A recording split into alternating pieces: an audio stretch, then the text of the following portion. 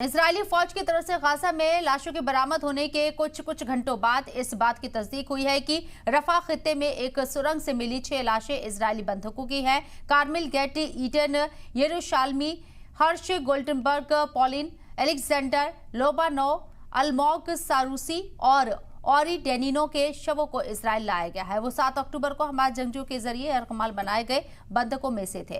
अमेरिकी सदर Joe Biden ने इजरायली अमेरिकी बंधक हर्ष गोल्डनबर्ग पॉलिन की मौत पर रद्द अमल जाहिर किया है कि वो हैरान और गुस्से में है।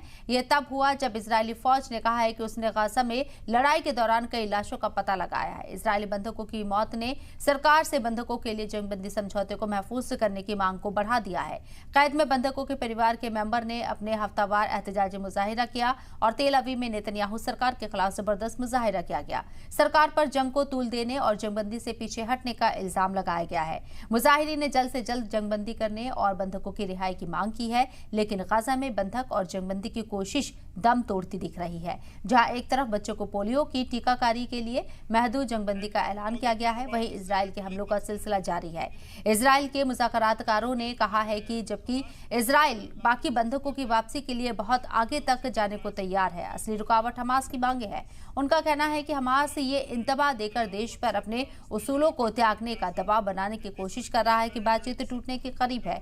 ये तब हुआ जब सिक्योरिटी कैबिनेट ने फिलाडेल्फिया कॉरिडोर में आईडीएफ दस्तों को बनाए रखने के लिए 8-1 से वो किया है, जहां हमास की मांग है कि इजराइल को मिस्र और गाजा के बीच अहम बफर जोन से हट जाना चाहिए। लेकिन वज़ीर आज़म बेंजामिन नेतन्याहू इस बात पर अड़े हुए हैं कि फौज को वहां रहना चाहिए। एक इजरायली अफसर ने कहा है कि नेतन्याहू बंधक वार्ता को नाकाम करने का जोखिम उठा रहे हैं। अपोजिशन लीडर यायर लैपिड ने भी एक बयान जारी कर नेतन्याहू पर गैर मामूली मुद्दों पर ध्यान मरकूज करने का इल्जाम लगाया। लैपिड ने कहा है कि जब बंधक कैद में मर रही हैं, नेतन्याहू सिर्फ बेजेलेल, स्मोट्रिच और बेन गवीर के साथ साझेदारी को बनाए रखने में दिलचस्पी रखते हैं।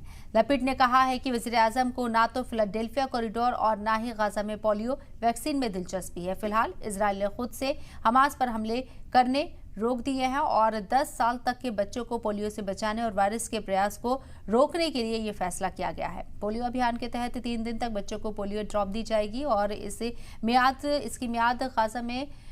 मियाद तक गाजा में कोई हमला नहीं होगा। अब इजराइल अपने कॉल और वादे पर कितना खरा उतरता है, ये तो वक्त ही बताएगा।